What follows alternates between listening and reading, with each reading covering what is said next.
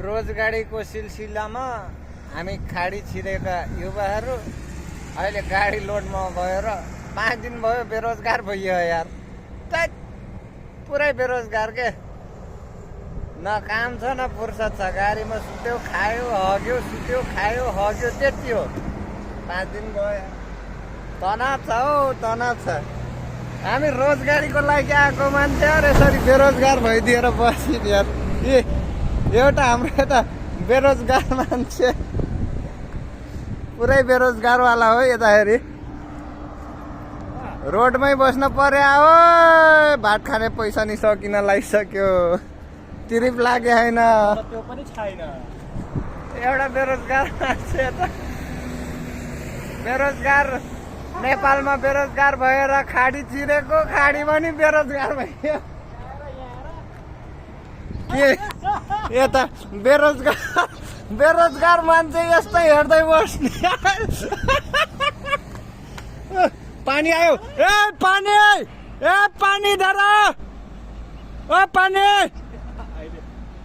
सुन्यो कि सुनेन? गाडीमा पानी पनि सक्यो यार। ठ्याक्कै आउँदैछ, पानी पनि भर्नुपर्छ, नुहाइधुवाइ गर्नुपर्छ। हाम्रो त हेरी बेजोक छ के। गाडी लोड भयो भने ठिकै छ, बाटोमा पेट्रोल पम्प हुन्छ, पार्किङमा गइन्छ, टोइलेट बाथरुमको सुविधा हुन्छ। यहाँ बस्न पर्यो भने हामी त बोतल उठाउने, झाडीतिर लाग्ने। उही पहिले जमानाको सिस्टम हो के। यी घाँटे होइन, मजाक गरे होइन, बोतल हिँड्नै छ, झाडी हिँड्नै छ। ट्याक्क झाडीतिर जाने हो यतातिर। यहाँ भएन भने उता पछाडि पुरै यो जङ्गल हो।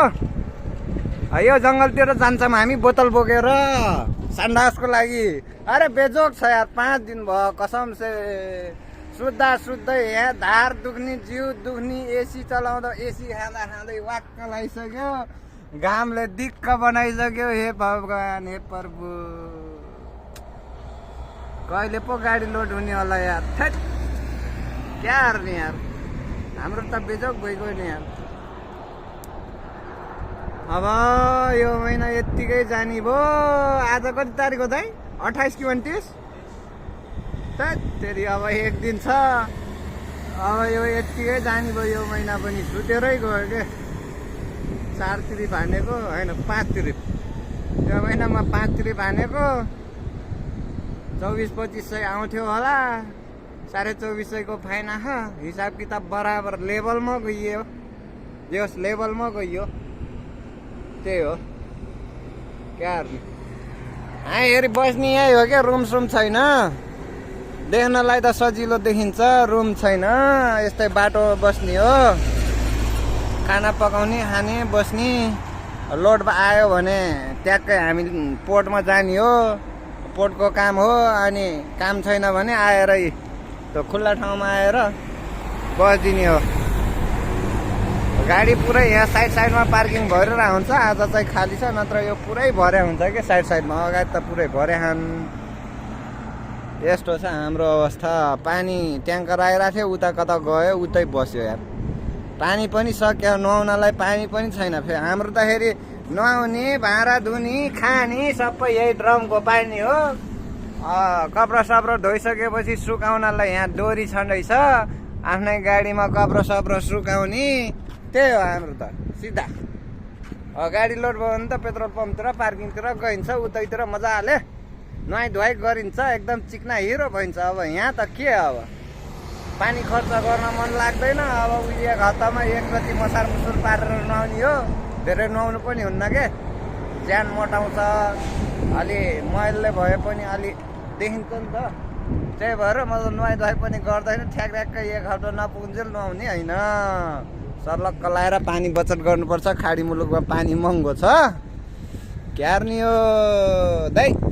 जाउँ भात खाऊ अनि सुतौँ। अब हाम्रो भात फेरि यो बिचको गाडीमा हो। भात साथ हिजै पकाएर राखेको। अब गएर मासु भात खाने हो। फेरि आएर सर्लक्क सुत्दिने हो। गर्ने अहिले यहाँ मान्छे दिलमा एकदम टेन्सन क्या। भित्रभित्र मन रोइरहेको, तिर्प पनि लागेन, फाइन पनि लगाइहाल्यो। त्यही पनि मान्छे चिल पारामा यहाँ भाषण ठोकिरह के गर्ने। यतिको भाषण ठोकेपछि नेता पनि भइन्छ होला। अब नेता नै बन्न जानुपर्ने अवस्था छ नेपालतिर गएर। यहाँ विदेश आएर गाडी चलाएर नि गरी खान सकिन्न जस्तो हालत एकदम बिग्रिसक्यो। मिसन 84मा आउँदैछु म, होसियार सिधै। हामी नेता बन्दिने हो के हो, एसएलसी फेल मान्छे नेता बन्न पाइहाल्छ, हामी त एसएलसी पास बनिन्छ होला। अब गाउँतिर गएर यसो गाउँको बाटो म खलासी गर्दादेखि अहिलेसम्म पिच भएन, गएर सुरुमा अहिले त्यो बाटो पिच गर्छु के, मलाई नेता बनाउनु भयो भने। हाम्रा गाउँतिरको नेताहरू छन् 65 मिटर पिच गर्यो भनेर गएर फोटो अपलोड गरिदिन्छन्, हामी सिधै दामोदर मार्ग पुरै पिच गरिदिने हो सर्लक्क लाएर, अनि बल्ल स्टेटस हान्ने हो क्या। त्यस्तो खतरनाक मिसन भिजन सहित आउँदैछु म 84मा, भोट मलाई दिनुपर्छ है। ल प्याकअप गाइज।